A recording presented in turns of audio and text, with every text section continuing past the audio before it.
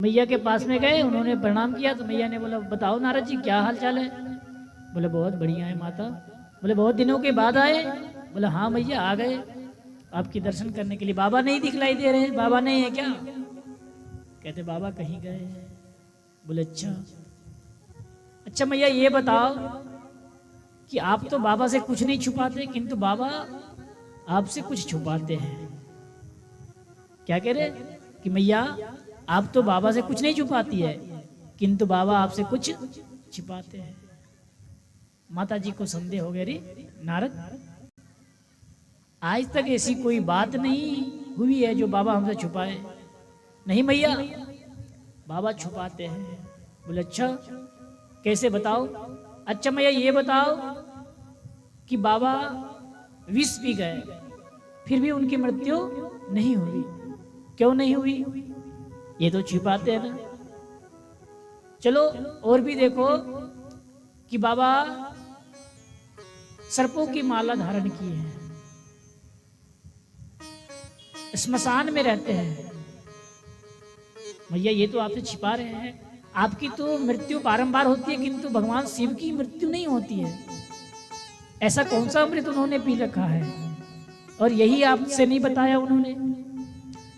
अब मैया को संदेह हो गया, नारद तू सही बोला, मैं भी सोच रही थी कि बाबा छिपाते। आने तो बाबा को क्लास लिया जाएगा, है कि नहीं? आप लोग भी क्लास लेते हैं क्या? नहीं, सभी लोग लेते हैं।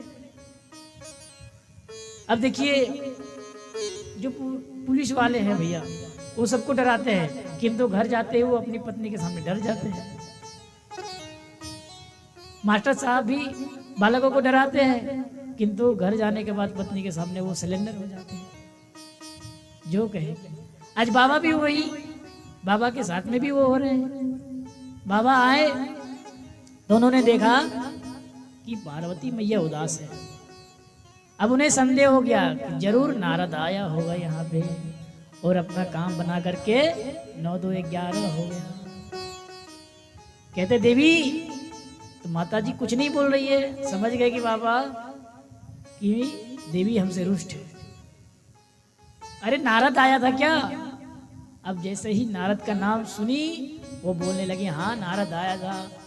महाराज आप इतना हमसे छिपाते हैं, मैं कभी सोची भी नहीं थी कि आप हमसे इतना छिपाते हैं। अरे देवी क्या हुआ? बोले बाबा अब आप हमें हमसे सत्य सत्य बोलिए। बोले हाँ बताओ। अरे देवी मैं आज तक तुमसे कोई बात नहीं छुपाया हूँ, बताओ। अच्छा नहीं छिपाए हैं तो आप विष पी लिए फिर भी आप जीवित हैं और गले में सर्पों की माला को भी आपने धारण कर रखा है, श्मशान में रहते हैं और आपका उठना बैठना, आपका मित्र तो, आपका गण तो भूत प्रेत है।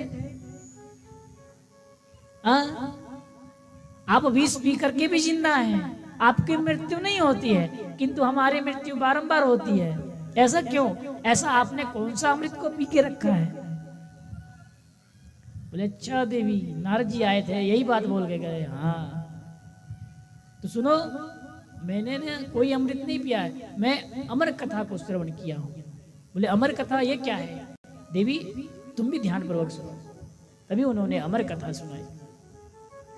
अब अमर कथा सुनाई, कथा प्रारंभ हो गई। शुरू में तो जय जय का जयकारा मैया लगाई। बाबा कहते थे तो मैया हूं हूं करती थी। अब जयकारा लगाने से ये पता चलता है कि कितने लोग कथा को सुन रहे हैं और कितने लोग सोए हुए हैं। बोले भागवत भगवान की। सभी लोग सोए हुए हैं क्योंकि जोर से बोल ही नहीं रहे। भोजन नहीं किए क्या आप लोग?